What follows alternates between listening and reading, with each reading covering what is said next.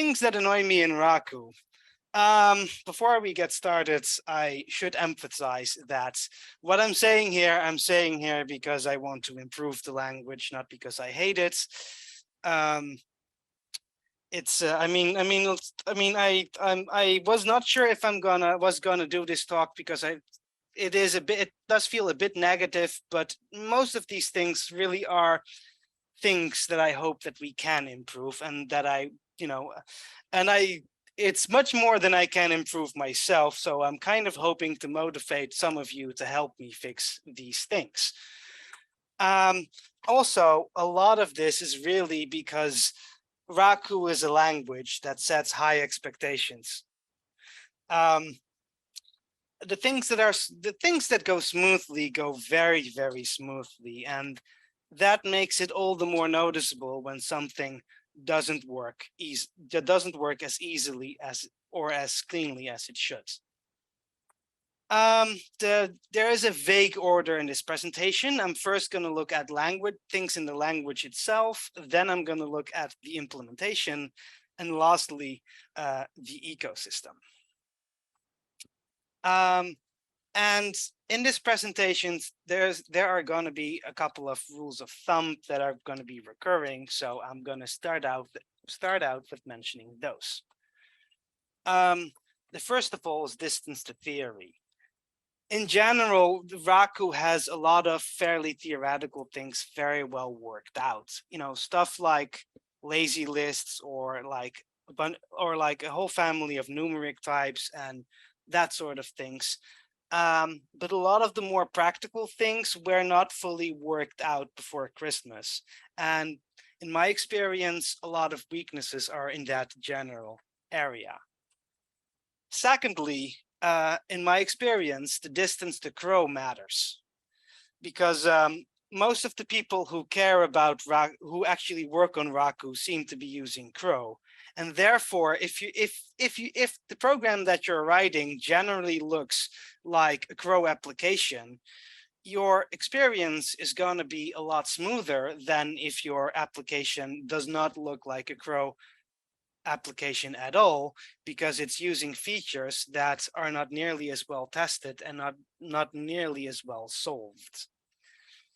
And then there's malleability. My frame of reference is Perl, as many of you, but not all of you. And Perl is the sort of language that is highly malleable, but it's largely accidental malleability. You can do nearly anything, but it's usually not via some insane way. You're going to end up, like hacking the symbol table and that sort of thing. And people manage to build up a meta object protocol that way, but it's very dirty. In Raku, these things tend to be much, much cleaner and smoother and actually usable. However, that also means that it's only the things that people actually thought to make malleable that are in practice malleable. And sometimes in surprising moments, you hit points where it suddenly isn't malleable anymore because no one thought to add that. Therefore, it's suddenly not possible.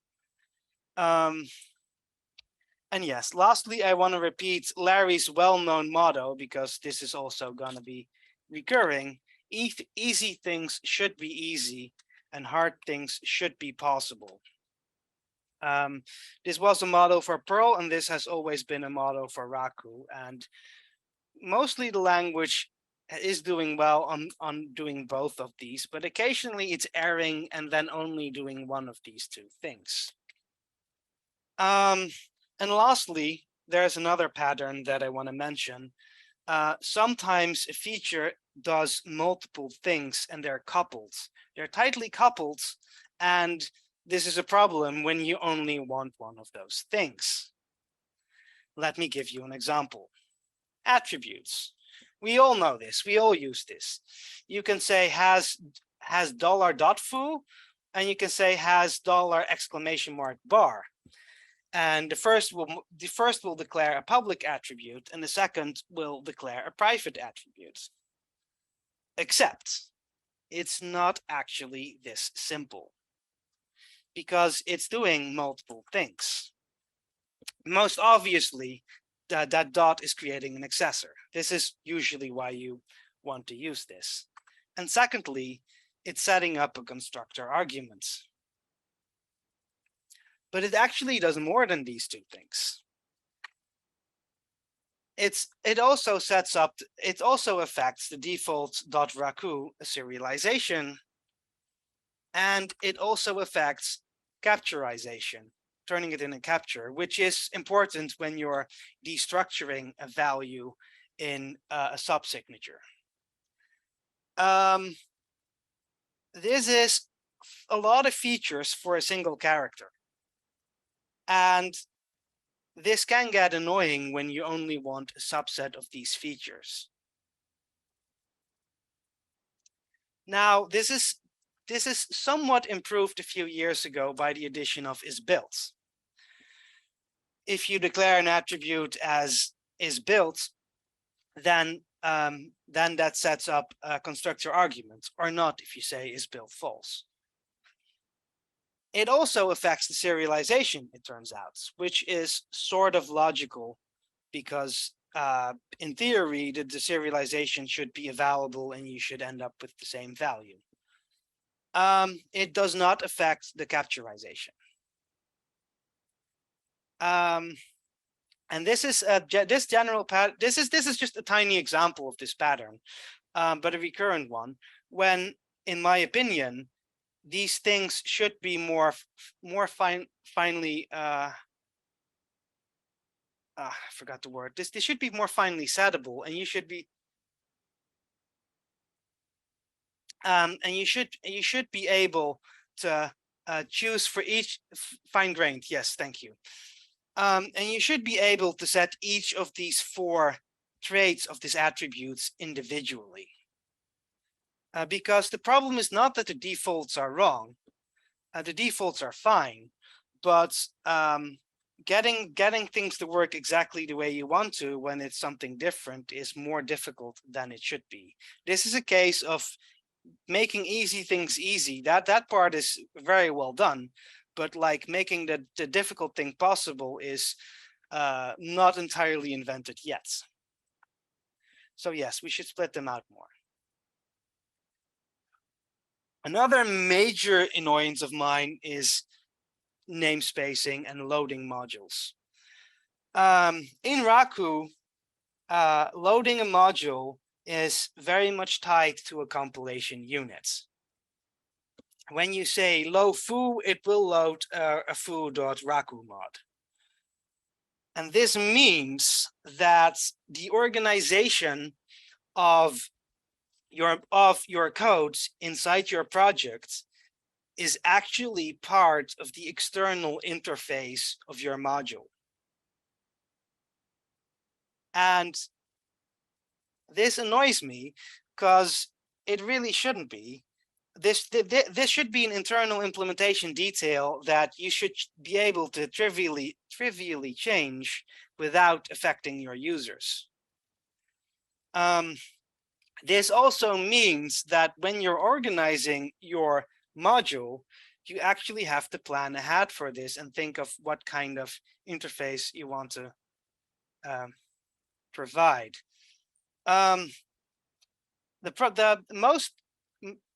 Most modules end up using a lot of small files and put every class or a module into a separate file. And the problem with this is this. This is an example from the internals from Red, where you see it's using 29 includes all from the same module just to get working. This is a lot of overhead to write, and to me, this feels like boilerplate that should not be necessary. Though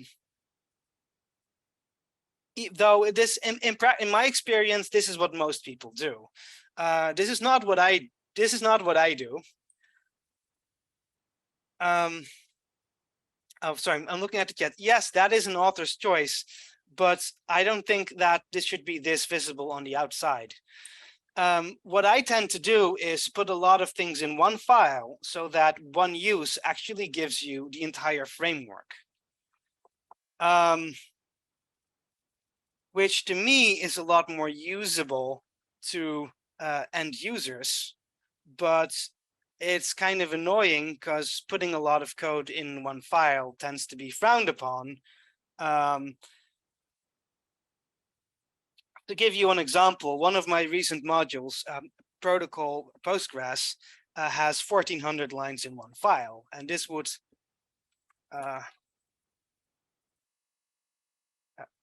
and this would probably horrify most of you. But on the other hand, this contains 84 classes and enums, and for me, 84 splitting it up in 84 files would just have too much overhead of where is what. And yes, in an ideal world, we can pave over this. I'll get back to that. The third approach would be a hybrid approach, putting multiple types into one compilation unit. I find this fairly confusing because then you're suddenly wondering, what do I need to load to get this type? Though I have seen that occasionally, and I have done that occasionally as well. Ideally, I would like to see some magic, some tooling that can pave over this so that you can just say, for example, like use crow HTTP and then be able to use all of crow HTTP instead of, like having to load all the different classes that you need to solve some crow problem. Because really the internals of a module should not be this visible for an end user. Then enums. This is a pet peeve of mine. I probably care about this more than other people would. I really hate how this works in an amount that is not really rational. This is a simple enum declaration that declares two enum values, int and string, and this has a problem. You see, the enum values are actually installed into two different namespaces. They're installed into that type namespace and into the enclosing namespace. And here you see the problem, because int is already a type, and enum values share namespaces with types, and then suddenly things break. This is even worse when you're exporting enums, because then you actually have to take into account that your enum values may not collide with some other user's codes when you don't know what kind of names occur in that code, which effectively means when exporting an enum, you absolutely must make sure that you will not get collisions, and you have to adapt your naming for that. So typically you end up with a duplication like this, where you declare something. This, instead of int, you have to call it int type and string type.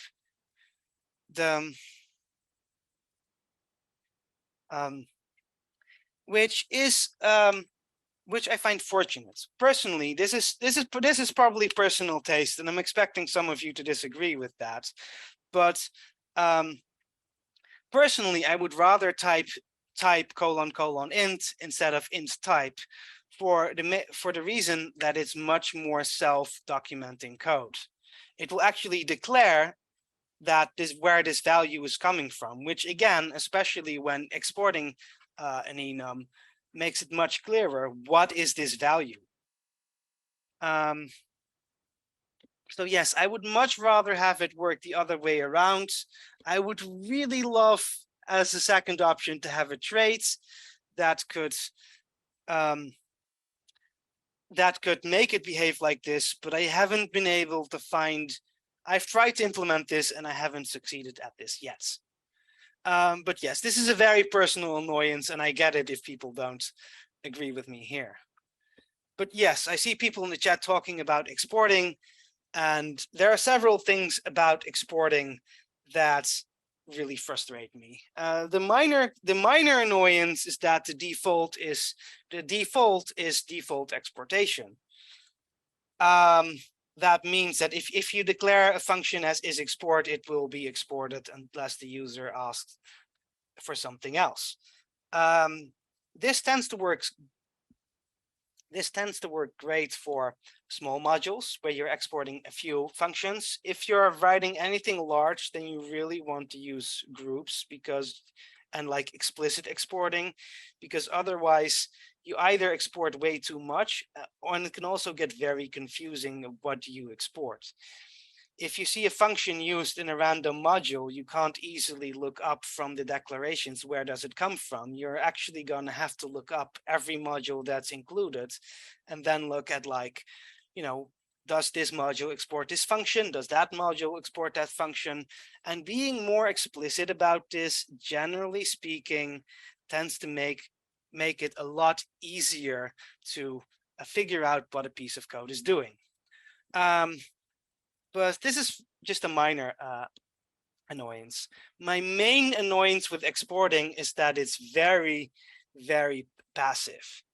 That essentially the exporting module declares these are the functions I'm willing to provide, and then some machinery inside of Raku imports that into the new compilation units. That means that the exporting code has no idea of what that other module is, and you can't use this to do almost anything that requires such knowledge. To give you an example, I've been wanting to write a pod usage module that would export generate usage based on the documentation instead of generating something from the main prototype. And this is impossible. This is literally impossible because my module has no idea what other module it should be talking about in the first place. It also can't reach the pod variable, but that's a second step. It just doesn't know. It doesn't have that kind of control, and anything that does anything interesting like that is currently entirely impossible, because this exporting has not been made malleable enough to do the things beyond what it's designed for. But yes, I was already talking about pod. I have a lot of annoyances about pod. I think they can be fixed. But yes, my first very minor annoyance is that pod is it's a scalar variable that is an array, which, for example, forces me to do silly things like this.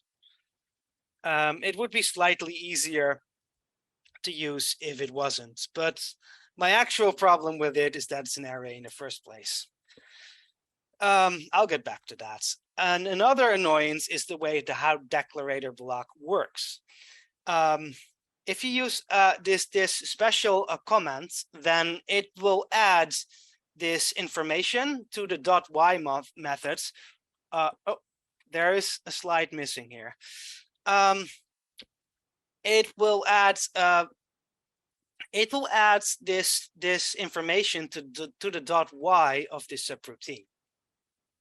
It will also push this information to the $is_pod variable. Once again, this function does two different things, and I generally only wanted to do one of them, because this also means that the ordering suddenly relative to the rest of the documentation matters. If you're using this, then this is forcing you to actually put everything that should come before this has to come before this in the documents, and everything that has to come after this has to come after. And if you're someone like me who prefers to write most of the documentation afterwards, then you're out of luck, because then suddenly you have to do weird tricks with the $is_pod pod variable, because you get them in the order that they're written, which is not necessarily the order that you want the user to see. Which again, it makes an easy thing easy, but it does two things at the same time, and it can get confusing. Which brings me to the essential problem with $is_pod, that it's a fairly flat array. If you write your pod, then the structure of it is essentially this. There's a header 1, there's some text, there's a header 2, and there's more text. And this is not the structure that I would want to have to deal with. What I would want is for the structure to actually be hierarchical and be more semantic. Like there's a section and it has text, and a subsection, and that has more text. Now you may wonder, why would I want that? Well, good question, actually. The reason for this is pod 6 is actually a really, really good idea that has not been worked out well. Having pod as like actual code, as actual variable, is very, very valuable if you want to weave it. In Perl land, pod weaver used by Dizilla is a well-known example of this. This is a very, very powerful model if you actually want to degenerate your documentation in your code, if you want to transform your documentation in your code. And we're kind of not doing any of that at this moment. This is very poorly facilitated, and it's very wasteful, because the way we're currently using pod, it might as well be comments the way the documentation is in any other language. We're not actually using any of the potential power here. But we are having the negative effects. I mean, GitHub is never going to run this because they don't want to run code. We're paying this cost, but we're not actually getting any of the benefits because we're not developing into our documentation as a more living thing, as an actual piece of code that is created. And I think this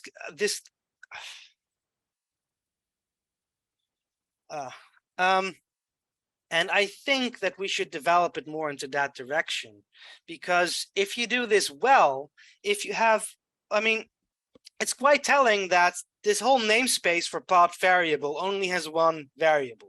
This is just plain silly.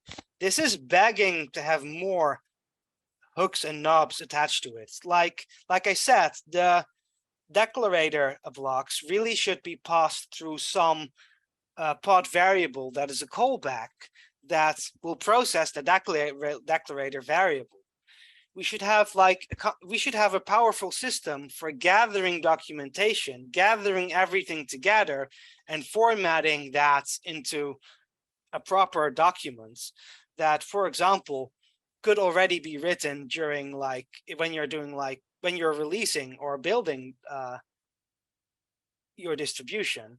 And that way, we can actually save a lot of boilerplate when dealing with documentation, which is the thing that you actually want. I suspect this was the original intention of pod 6, because I can't think of any other reason to make pods actual code. But we never really worked it out well. Both on the producing and on the consuming side. And I think that's really a shame, because this is a really, really powerful idea that we are currently just using as if it's pod 5. So yes, I would really love to see more support for generating these things much more dynamically. For example, what if what if we had code modules that would automatically add name, version, author, copyright information, gathers all the methods together, all that sort of thing. We could do this. We're not doing this yet, and we're not really facilitating it yet in a lot of ways. So yes, this is annoying me, and we should fix this because we can't fix this.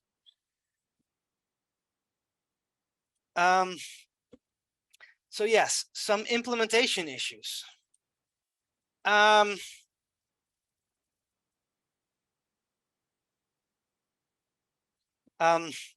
So yes, the internals of especially more, but to some extent Raku itself are surprisingly inaccessible unless they've been made explicitly accessible.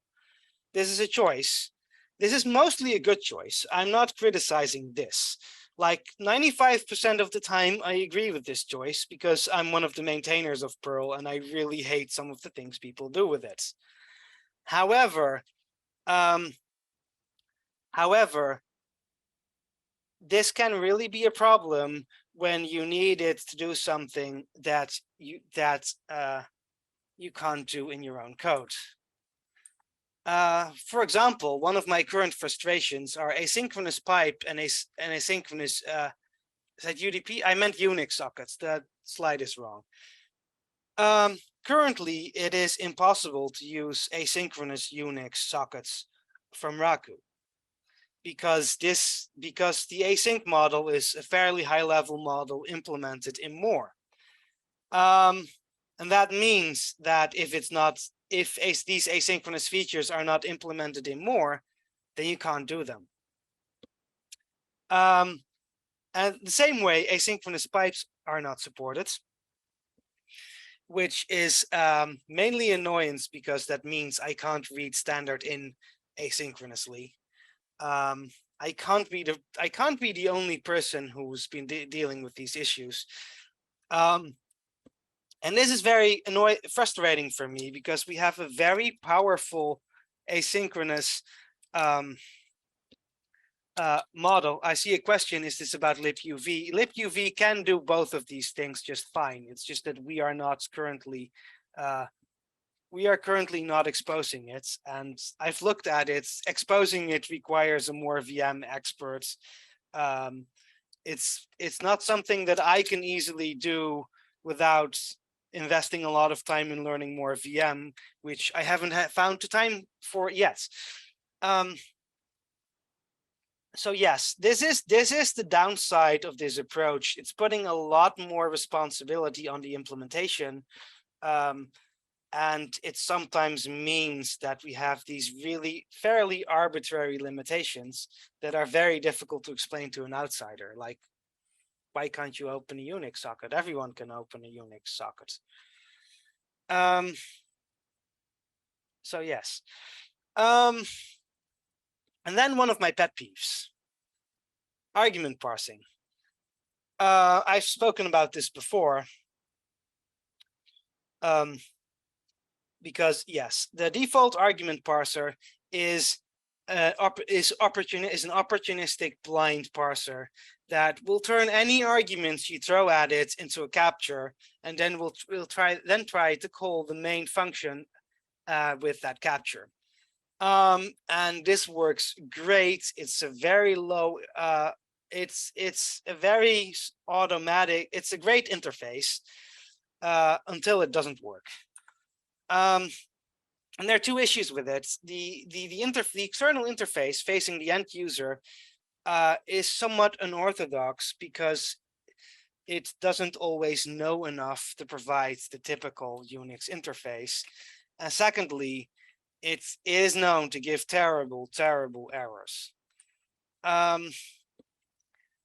I think there is an option nowadays to fix this, but until fairly recently, like if you said minus foo bar, then it wouldn't know if bar is an argument for foo or not. So then it would just assume it isn't, which means that this very common Unix interface was fairly impossible until recently, and it's still a bit fragile now, though nowadays it is possible. You also can't easily do something like, minus J2, where 2 is an argument to J, because it doesn't know that yet. It doesn't have enough information to decide that when it's parsing the external arguments. But my main issue with it really is the terrible errors that it gives. here you see me making a typo when running Zeph. And I get this wall of text that doesn't actually tell me what I've done wrong, even though my mistake is actually very simple and silly. And it could have told me I don't know the subcommand install, and then I could have figured it out. If it could have even told me, I think you mean install with a double L, that would be even better. And instead, I get this very, very confusing wall. And if I haven't seen this before, then I have no idea what I'm dealing with. Oh,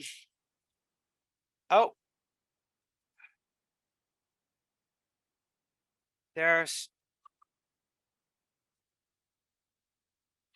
are some slides missing here.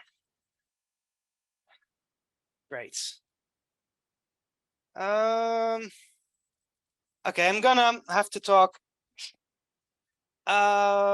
Wait, I can solve this.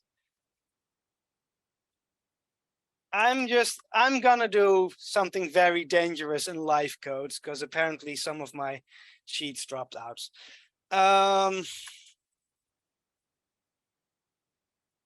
Raku bin, but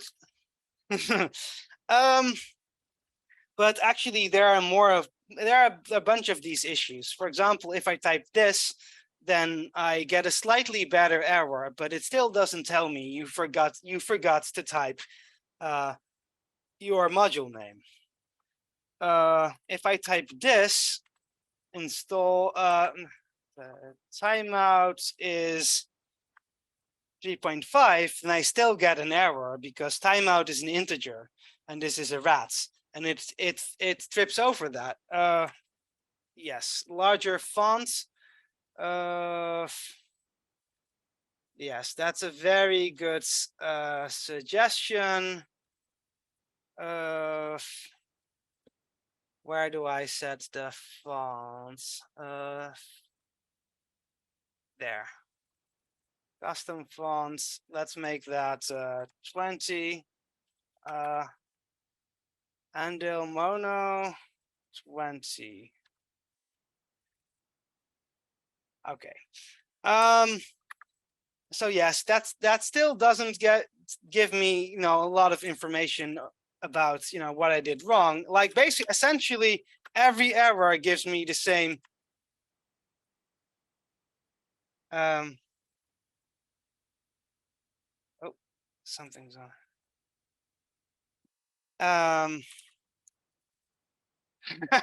Yes, if I give it twice, then it will pass a list, and it doesn't tell me what I've done wrong. It keeps giving me the same error, and this annoys me. This annoys me because this could have been better. It could give errors like I don't know this option, or I don't know this subcommand, or I can't convert this input into an integer. That's the kind of errors that I would like to see. But because it's an opportunistic parser, it can't really do that sort of thing. So yes. So generally speaking, I'm gonna plug one of my modules once again. I wrote get up long because yes, I see JJ say I really like slash minus minus slash. Yes, that's another case of having he says he dislikes Zeph install minus minus slash whatever. Yes, this is another case of a very unorthodox interface. I think there's currently a pull request on Raku that allows for this. This is another thing that get up long will fix for you. And I would generally, I'm biased, but I would very much recommend doing that because it will do something much closer to what most people expect. Likewise, a more another annoyance of mine is the sigpipe handling, which is a good example of things work great when your application is a crow application, but it works a lot less well when it's a CLI application, because Raku by default ignores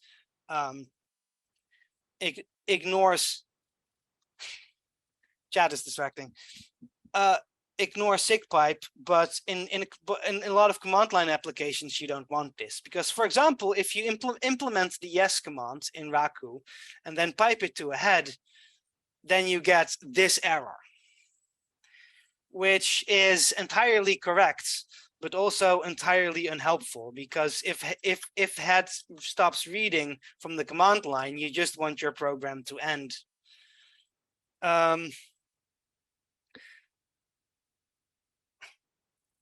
Yes, maybe I should pay less attention to the chat.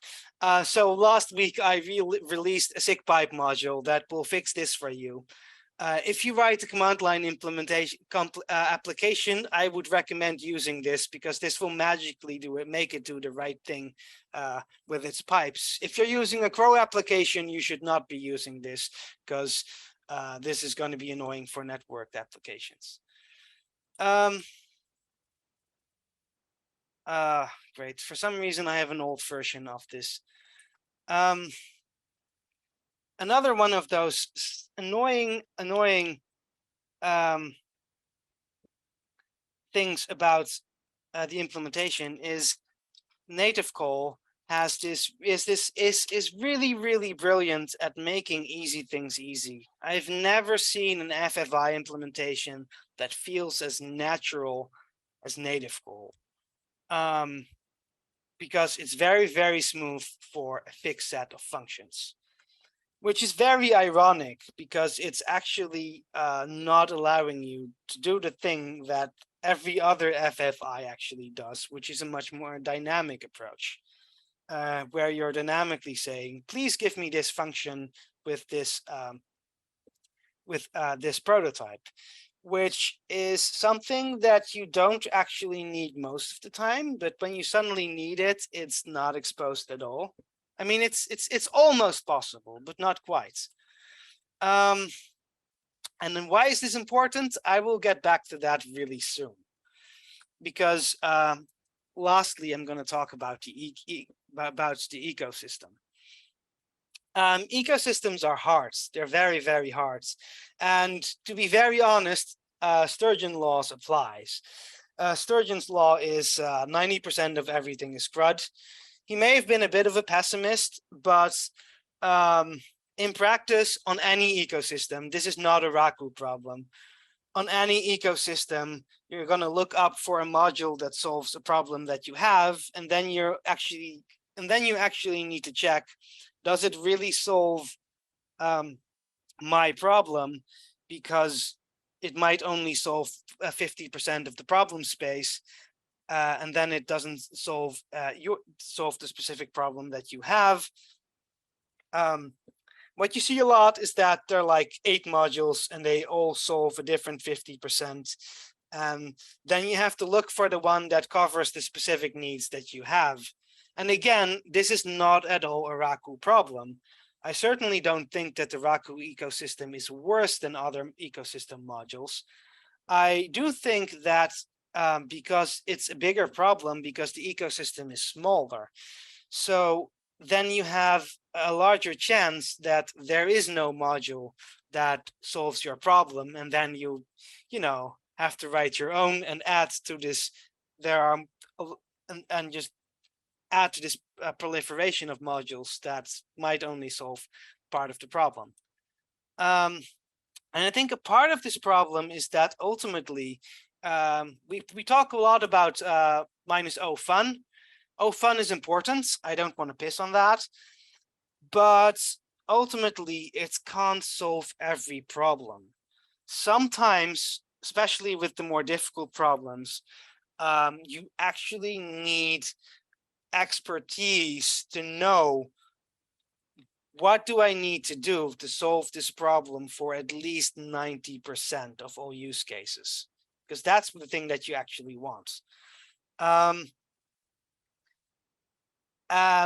And I'd like you all to think about what are my areas of expertise? What problems do I know so well that I can actually solve this for like 90% of users that have such a problem?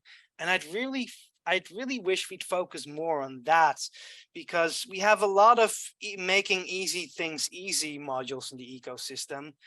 We don't necessarily have enough modules that also make the hard thing possible. Okay, let me give you a personal example. My first Raku module was tap, which is used by Zeph and MI6 to run your tests when you're like building a module. And why did I write that module? Well, I actually maintained the Perl 5 equivalent of it. So I knew the problem. I had a lot of annoyances about this module that I inherited, and I'd been wanting to rewrite that for a while, and I just decided, let's try that in Raku instead. And given the fact that no one else has tried to do this since, I'm pretty sure that I got this right because I knew this problem well. And I think we need a lot more of that. I hope I'm not, and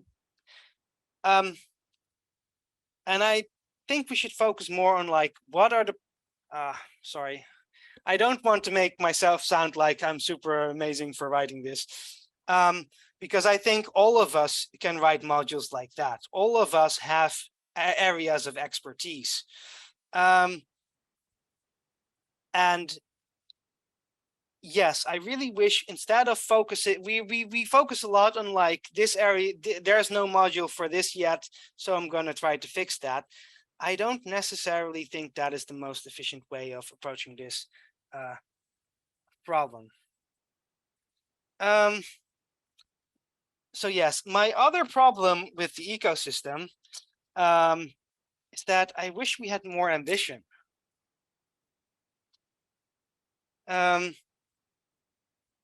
It is because like fundamentally, Raku is an extremely ambitious language. Raku is a language that goes to places where other languages haven't gone. And I don't think we are nearly doing this enough in the ecosystem yet.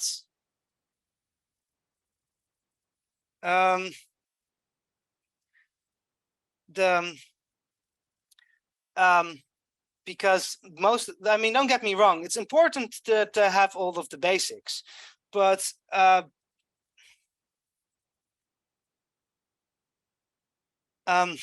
yes, I'm vaguely paying attention to that.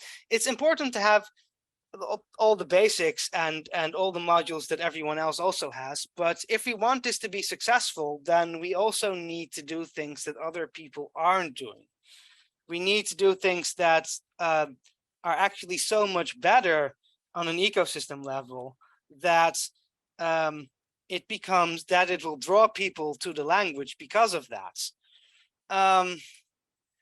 For example, this is one of my crazy ideas, and this is just an idea, and I hope all of you have crazy ideas like this too. I would really love to have a good integration with the G-objects ecosystem in Gear. Now you may wonder what is G-object. It's an object-oriented framework written in C that is the basis for Gnome and GTK and that entire and all related ecosystems.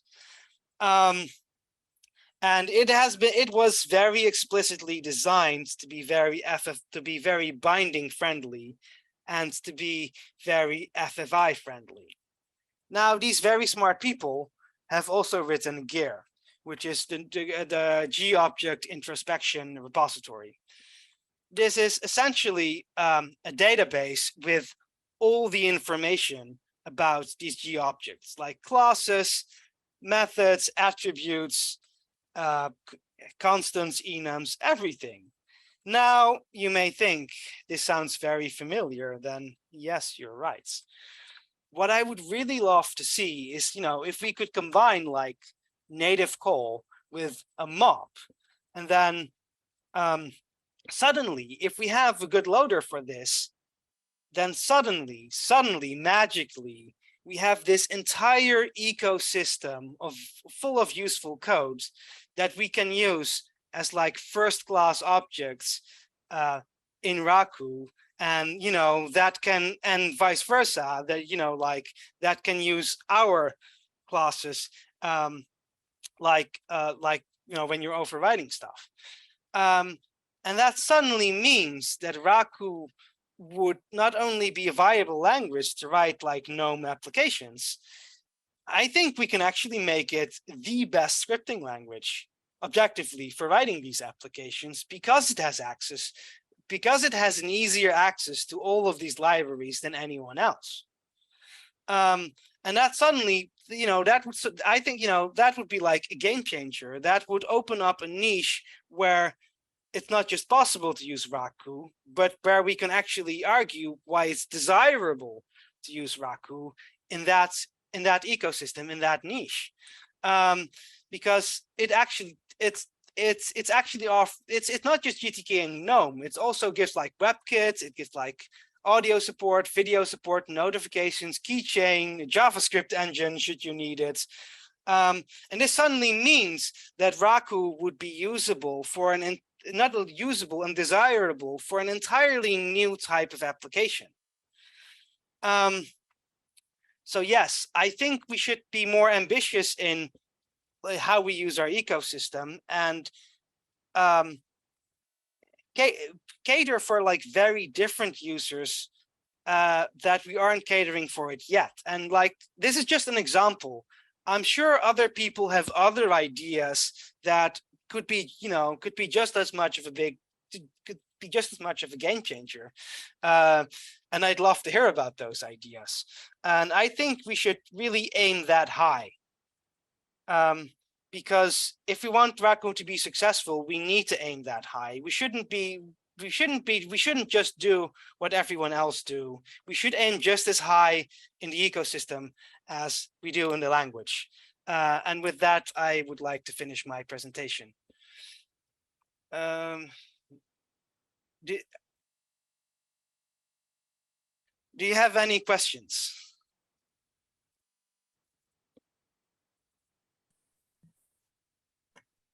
I have a question, actually. I wanted to thank you for the presentation. I thought it was great, and felt myself nodding along at a lot of times and shaking my head at others, which is exactly what I think a good presentation like this should do.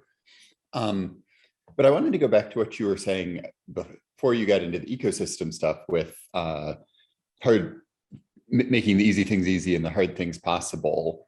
And especially when you're talking about like attribute creation. It strikes me that a lot of the things you were talking about as hard things possible are possible right now. They're just kind of verbose. If you want to have a different serialization, you can define a custom Raku method. If you want to have a different build process, you can define a build or a tweak method. So are you wanting things to be hard things that are currently possible to be sort of middle ground, like easier, or can you talk a little bit about that? Well, I mean, it's a lot of those things aren't entirely impossible, but it's like with the .raku, if you just want like to add, if you want to use the existing serialization, but just add or remove one item, this is not impossible, but actually quite difficult. Mm-hmm. It's actually quite a lot of work to make like a small customization like that, because essentially you have to re-implement the entire thing. So yes, right. You're right, it's not entirely possible, but it's sufficiently difficult that you're probably going to skip on it. Okay, so maybe for some of these things we should not only aim for the easy things to be easy and the hard things to be possible, but the like medium things to be medium as well. Yes, that is a very good suggestion. That makes sense. Thanks again. I think Anton was next. Yeah, thank you. Very nice presentation. So I would say for the last call you kind of made for ambitious applications, I would say, and so maybe I'm flattering myself, but my machine learning efforts, into Raku are in that realm. And I can make an analogy with Scala. Basically, nobody cared about Scala before somebody wrote the Spark library, which was used in machine learning. And so it's a little bit like that. Also, if I'm selfish, I live in America, so if I decide to be a selfish capitalist for whatever reasons, it's actually good for me, Raku, not to be that famous or not that used, because most people have no idea what I can do with Raku, right? And it's just like a secret weapon. I mentioned this yesterday. Now, the high quality of the libraries, yeah, lots of tests, lots of documentation. There's no other way around it, especially with machine learning, especially with this conversational agent perspectives I'm taking. It's so complicated to combine them into one thing, right? Or into pipelines, but you need to have the unit testing and the documentation. But again, this is a little bit more specific to the machine learning efforts, I'm talking about.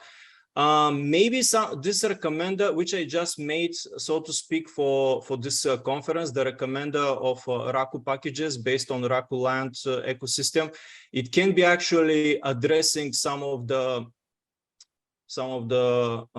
Sturgeon law, properties you mentioned, right? I need to think more about it, but basically, only 1/3 of the documentation of the packages have README files. So on a first level, right, that's actually kind of a measure of quality, right? Like, do you have a README file? Is it, how many examples, how many words, and so forth, right? So something like this, which is probably very, too statistical to be useful, but at least, it can be used as a signal for, addressing the Sturgeon law. And I'm sorry, I mentioned 3 things or 5 things, but yeah, these were my comments.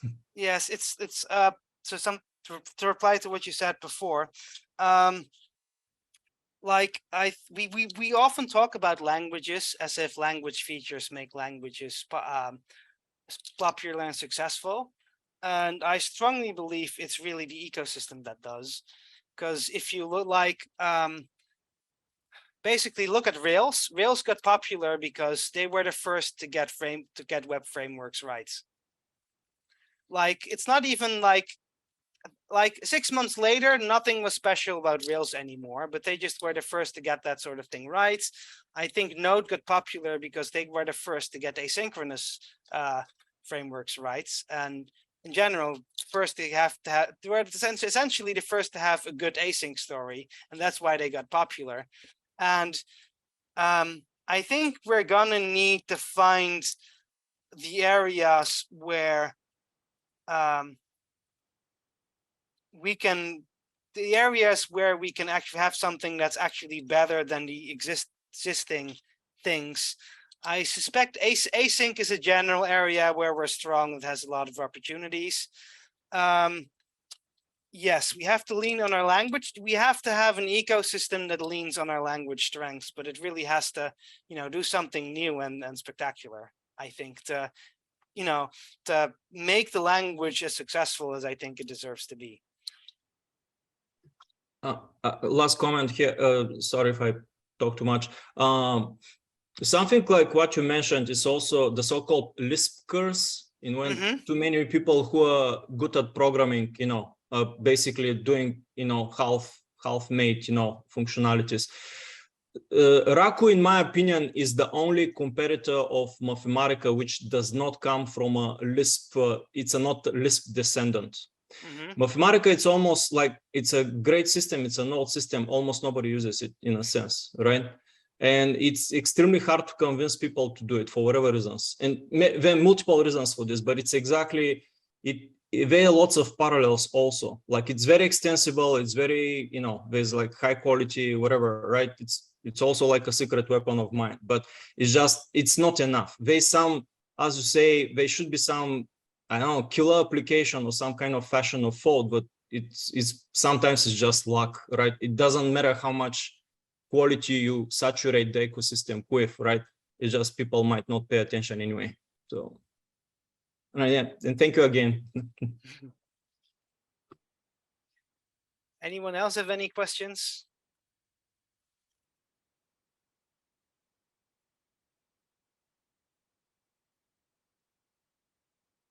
Then I think I'm going to give it back to Andrew.